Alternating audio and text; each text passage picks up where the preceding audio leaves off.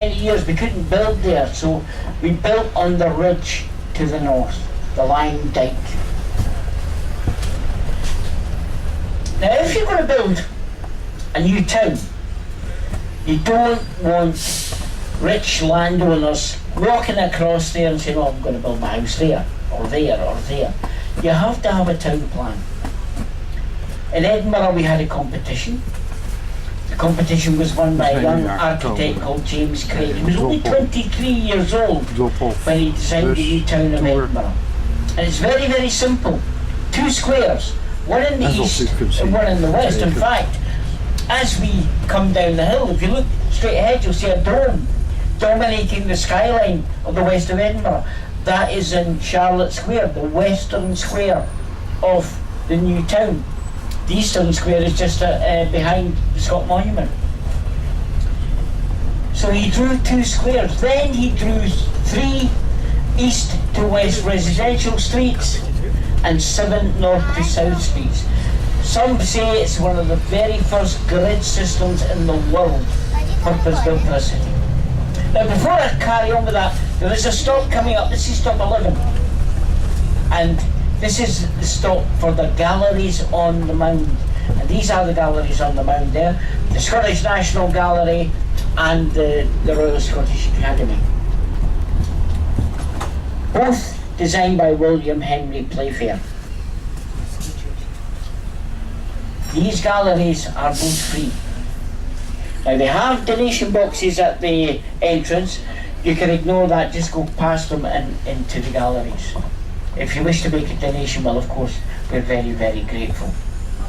But why are they called the galleries on the Mound?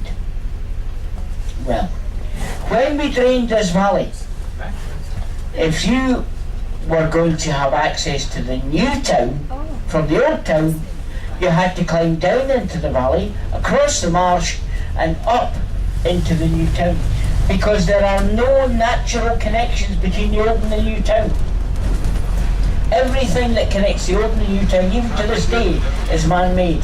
Lothian Road, the Mound, Waverley Bridge and the North Bridge. The Mound was created when we excavated the cellars, the basements and the foundations of the new town. We created 1.25 million cartloads of rubble and we dumped it in that position to form a causeway. When we call it the Mound, that's simply because it is a mound of rubble. But it's a special mound of rubble. It's our mound of rubble. In 1959, it became the only street in the world to have an electric blanket. We put a heating element in the surface. We could switch it on in the winter to stop it icing up. It only lasted a few years, unfortunately, but it was a great idea when it was new. So we are into the new town. There are 3 main east to west streets. Queen Street, named after Queen Charlotte, the wife of King George III, to the north. The main street in the new town, this is where the real money was. George Street, named after King George III. And to the south, Princes Street, named after the sons of Queen Charlotte and King George. One of those sons is depicted in the statue you see ahead of us. And it concerns his visit to Edinburgh in 1822. He became King George IV when his father died in 1820. He was invited to Scotland by Sir Walter Scott, and when he visited in 1822, he was the first British monarch to visit Scotland for 175 years. Now, Scott was attempting to improve Scotland's reputation with the rest of Britain. People didn't trust the Scots, mainly due, I suppose, to the 1745 Jacobite rebellion. But people were wary of the Scots because they didn't understand the Highland lifestyle.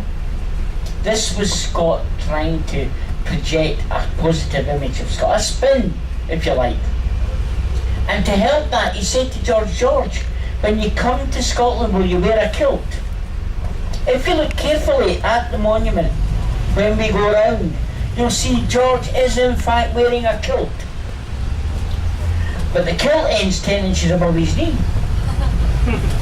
because George didn't know what a kilt looked like. The kilt was banned in the Highlands after the Jacobite Rebellion in 1746.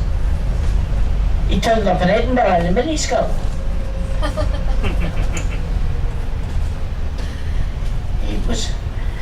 The thing about George is that statue flatters him. He was 5'2" tall, and people say he was 5'2" round. Now, I have a certain amount of sympathy with that, because I'm 5'2" tall. Not quite 5'2" round yet, I'm getting there, but George didn't want the people to see his short fat legs, so he wore a pair of flesh-coloured tights under the kilt. Well, they were supposed to be flesh-coloured. When they were delivered, they were bright pink.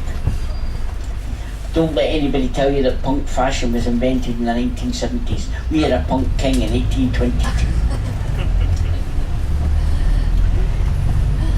But this, as I said, this was the prestigious street in Edinburgh, the New Town. And one of the features is the width.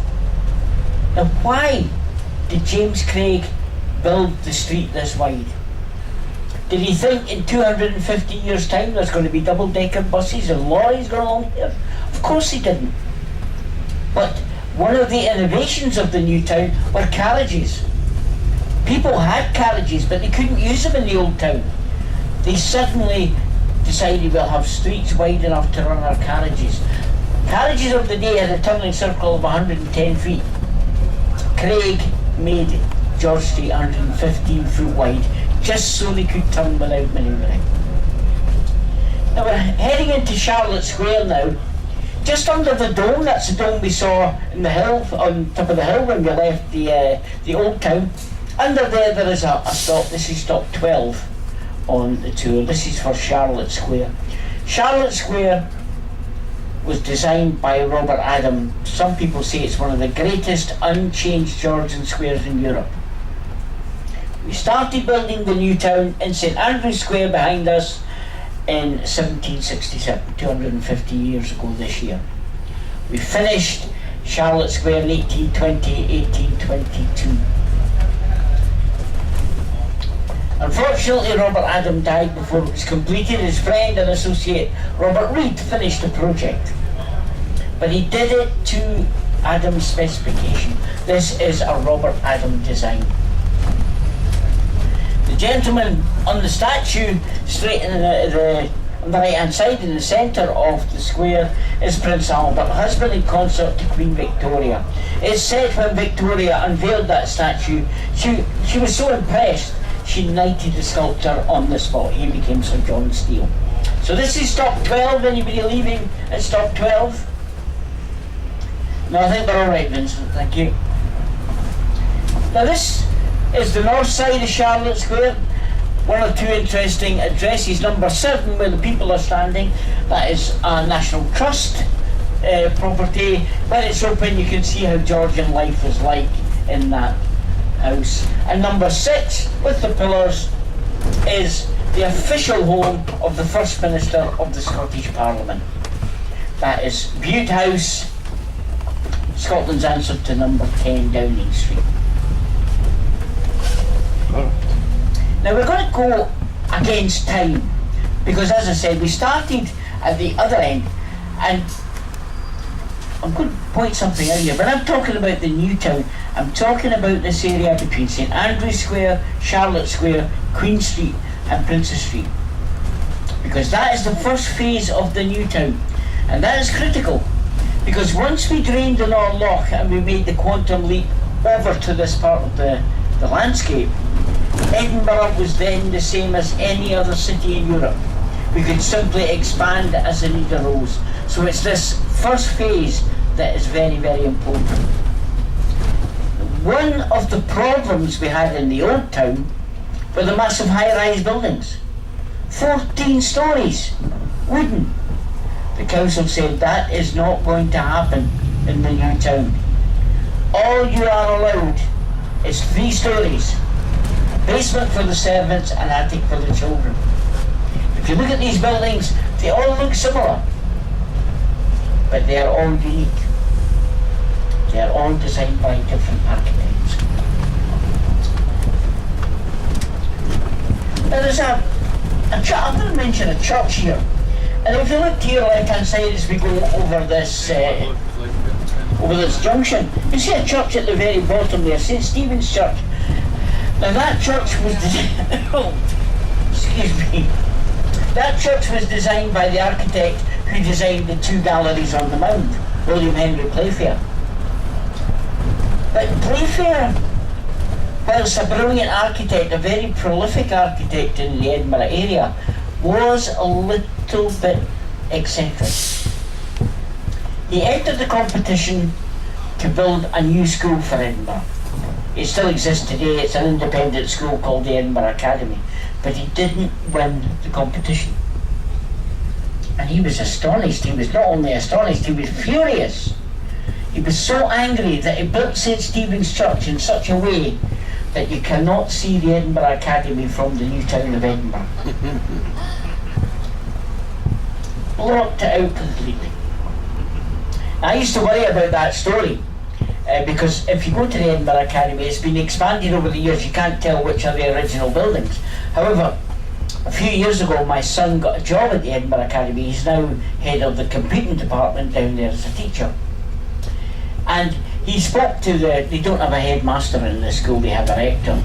And he spoke to Marco and told him about the story, and Marco gave him permission to have a look at the plans, the original plans of the building. They're in the library there.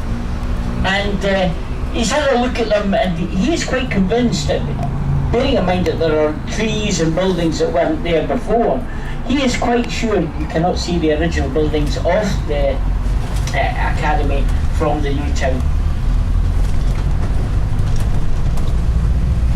Speaking of buildings, a very interesting building straight ahead, right at the top of the hill there. You can see it's got two square towers, the cladding scaffolding, they're getting work done. But it's also got a spire. Now I'm not an architect, I'm not an architectural historian, but I think that's a bit over the top, don't you? A spire and two towers. It's just as well it doesn't exist. It's an optical illusion. The spire is the spire of the Highland Tolbooth Church. Just on the corner when you go up to the castle. There's a road and 350 metres between that and the other building that has the two towers. The building that has the two towers is the new College of Edinburgh University, again designed by William Henry Playfair. And I wouldn't be surprised if Playfair built it that way. But there we are. Now, there's George again. Now I mentioned 5'2", it wasn't Isaac Blue, 5'2", tall, 5'2" round. As I said, I have a certain amount of sympathy for George. You have to remember that George's father was King George III, Mad King George. Now he was not insane, he suffered from a very serious medical condition called porphyria. But George had to put up with that. So as I say, I have a certain amount of sympathy, but not too much. Somebody once told me he was the subject of the old rhyme, I'm sure you've heard it. Georgie Porgy Pudding and Pie kissed the girls and made them cry. When the boys came out to play, he kissed them too. He was funny that way.